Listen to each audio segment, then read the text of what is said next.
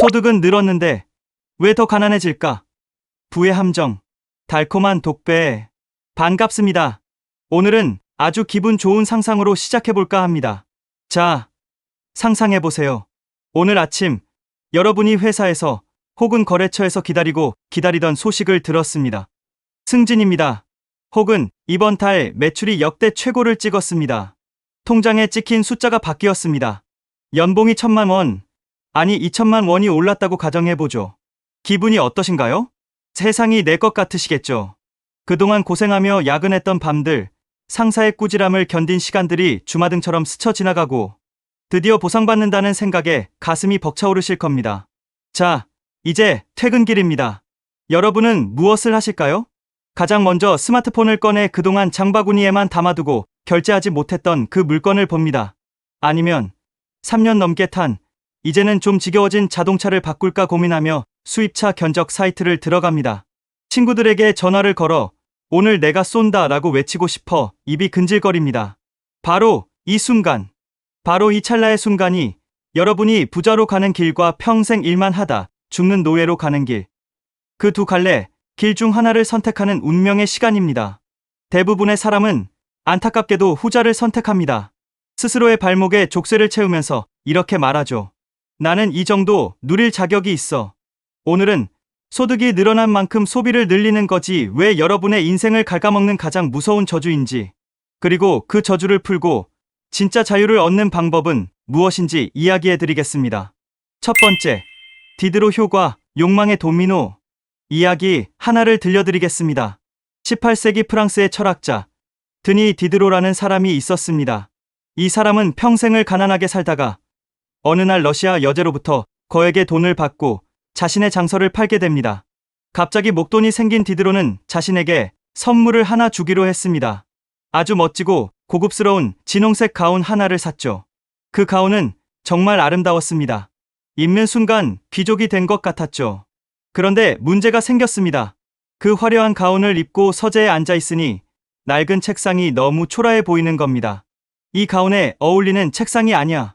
그는 책상을 바꿨습니다. 책상을 바꾸니 그 옆에 있는 벽지가 거슬렸습니다. 벽지를 바꾸니 의자가 거슬렸고, 의자를 바꾸니 시계가, 양탄자가 거슬렸습니다. 결국 디드로는 집안의 모든 물건을 새 것으로 바꾸어 버렸습니다. 그리고 어떻게 됐을까요? 그에게 남은 돈은 한 푼도 없었습니다. 그는 나중에 이렇게 한탄했습니다. 나는 낡은 가운의 주인이었으나 새 가운의 노예가 되었다. 이게 바로 심리학에서 말하는 디드로 효과입니다. 하나의 물건을 사면 그와 어울리는 다른 물건을 계속해서 사게 되는 연쇄작용이죠. 여러분의 삶을 한번 돌아보세요. 연봉이 올랐다고 차를 바꾸시나요? 차만 바뀔 것 같으신가요? 차가 바뀌면 그 차에 어울리는 옷을 입어야 합니다. 그 차를 타고 품위 유지라며 저렴한 데는 갈 수는 없으니 비싼 레스토랑을 가게 됩니다. 비싼 레스토랑에 가니 그 분위기에 맞는 시계나 가방이 필요해집니다. 그렇게 소비의 수준이 전체적으로 상향 평준화됩니다. 무서운 건 뭔지 아시나요? 한번 올라간 소비 수준은 절대로 다시는 쉽게 내려오지 않는다는 것입니다. 이걸 경제학에서는 톱니 효과라고 부릅니다. 톱니바퀴가 한쪽으로만 돌아가고 반대쪽으로는 안 돌아가듯 소비도 한번 커지면 줄이는 게 고통스러울 정도로 힘듭니다. 두 번째, 파킨슨의 법칙, 그리고 러닝머신. 그래도 돈을 더 버는데 좀 쓰면 안 됩니까? 인생 즐기려고 돈 버는 거 아닙니까? 라고 반문하고 싶으시겠죠. 충분히 이해합니다. 하지만 여기에 파킨슨의 법칙이라는 잔인한 진리가 숨어 있습니다. 원래는 업무량은 완성 가능한 시간만큼 늘어난다는 뜻이지만 돈에도 똑같이 적용됩니다. 지출은 소득만큼 증가한다. 월 200만 원 벌 때는 200만 원에 맞춰 살았습니다. 빠듯하다고 느꼈죠. 300만 원만 벌면 100만 원은 저축할 텐데. 그런데 월 300만 원이 되면 귀신같이 300만 원을 다 씁니다. 월 500만 원이 되면 500만 원을 다 씁니다. 월 1000만 원을 벌면 놀랍게도 카드값이 1000만 원이 나옵니다. 왜일까요? 소득이 늘어나는 속도보다 여러분의 욕망이 커지는 속도가 훨씬 빠르기 때문입니다. 이것을 쾌락의 러닝머신이라고 합니다. 더 좋은 차, 더 넓은 집, 더 비싼 오마카세를 경험하면 처음엔 짜릿합니다. 도파민이 솟구치죠. 하지만 인간은 적응의 동물입니다. 딱 3개월, 길어야 6개월입니다. 그 뒤로는 그 벤츠가, 그 50평 아파트가, 그 명품 가방이 당연한 것이 됩니다. 행복감은 다시 원래 수준으로 돌아옵니다. 그럼 어떻게 해야 할까요? 또다시 행복해지기 위해 더 비싼 것, 더 자극적인 것을 찾아야 합니다. 소득이 늘어난 만큼 소비를 늘리는 사람은 속도가 빨라지는 러닝머신 위에서 죽을 때까지 뛰어야 하는 운명에 처하게 되는 겁니다. 멈추면요? 넘어집니다. 뒤로 밀려나죠. 그 공포 때문에 하기 싫은 일도 억지로 계속해야 합니다. 세 번째, 부자처럼 보이는 것과 진짜 부자인 것. 많은 분들이 착각하는 게 있습니다. 부자처럼 보이는 것과 부자인 것은 완전히 다릅니다. 아니, 오히려 반대인 경우가 많습니다. 여러분이 길에서 포르쉐를 봤다고 합시다. 그 안에 탄 사람을 보며 무슨 생각을 하시나요? 와, 저 사람 부자네. 아니요. 여러분이 알 수 있는 유일한 팩트는 딱 하나입니다. 저 사람은 통장에서 포르쉐 가격만큼의 돈이 사라졌거나 매달 수백만 원의 리스료 빚을 지고 있다. 이게 유일한 진실입니다. 진짜 부는 눈에 보이지 않습니다. 진짜 부는 쓰지 않은 돈입니다. 아직 사지 않은 차, 아직 사지 않은 다이아몬드, 1등석을 타지 않고 아낀 돈. 그 쓰지 않은 돈이 모여서 자산이 되고, 공장이 되고, 주식이 되고, 부동산이 되어 나를 위해 일을 합니다. 소득이 늘었을 때 소비를 같이 늘리는 건 미래의 자유를 깎아서 현재의 허세를 사는 행위입니다. 다른 사람들에게 나 이만큼 벌어 라고 증명하고 싶은 인정 욕구일 뿐이죠. 하지만 기억해주세요. 남들은 여러분이 생각하는 것만큼 여러분에게 관심이 없습니다.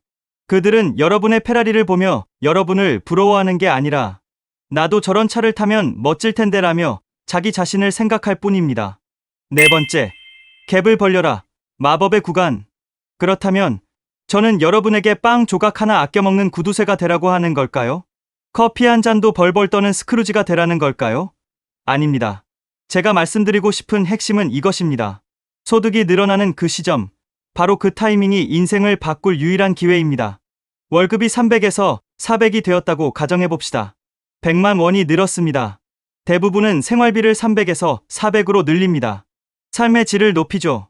하지만 부자가 되는 사람은 생활비를 300 아니면 조금 양보해서 310 정도에 묶어둡니다. 그럼 무슨 일이 벌어질까요? 매달 90만 원이라는 잉여 현금 흐름이 생깁니다. 이전에는 없었던 돈입니다. 없어도 살았던 돈이죠. 이 돈은 생존을 위해 쓸 필요가 없는 아주 강력한 전투력을 가진 자금입니다. 이 90만 원을 소비재가 아니라 자산으로 바꾸세요. S&P 500 지수를 사시든 우량주를 모으시든 부동산 시드머니로 저축하시든요.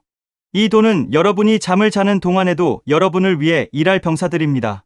이 구간, 소득은 늘었지만 소비는 아직 늘리지 않은 구간. 이 갭을 얼마나 오래, 얼마나 넓게 유지하느냐가 여러분이 10년 뒤에 페라리를 할부로 살지 아니면 일시불로 사고도 자산이 줄어들지 않을지를 결정합니다. 이걸 라이프스타일 인플레이션 방어라고 합니다. 이 방어에 성공한 사람만이 자본주의 게임에서 승리자가 되어 탈출할 수 있습니다. 다섯 번째, 지금 당장 해야 할 일. 자, 이제 영상 끄고 나가기 전에 이 세 가지는 마음에 꼭 새겨두세요. 첫째, 50% 룰을 정하세요. 소득이 늘어나셨나요? 보너스를 받으셨나요? 인간이니 기분은 내야겠죠. 좋습니다. 늘어난 소득의 딱 50%는 저축 및 투자로, 나머지 50%는 삶의 질 개선에 쓰세요. 월급이 100만 원 올랐다면 50만 원은 무조건 자동이체로 투자 계좌로 보내세요. 그리고 나머지 50만 원으로 맛있는 것도 드시고 옷도 사 입으세요.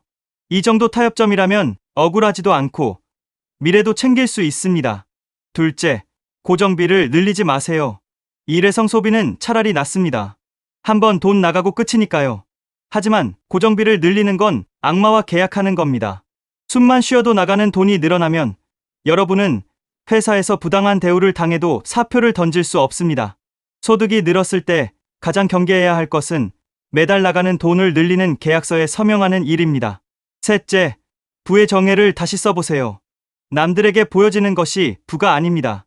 내가 원하지 않을 때 원하지 않는 사람과 원하지 않는 일을 하지 않아도 되는 능력. 그게 진짜 부입니다. 여러분이 오늘 10만 원짜리 와인을 참으시면 그 10만 원은 사라지는 게 아니라 여러분의 미래의 시간을 사는 데 쓰입니다. 소비를 참는 것을 고통이 아니라 자유를 사는 비용이라고 생각해 보세요. 결론. 당신은 주인인가, 노예인가? 여러분. 소득이 늘어난다는 건 축복입니다. 여러분의 노력이 보상받은 거니까요. 하지만 그 축복을 저주로 바꾸는 건 여러분의 조급한 마음입니다. 나 이만큼 성공했어 라고 세상에 소리치고 싶은 마음. 저도 잘 압니다. 하지만 진짜 강한 사람은 소리치지 않습니다.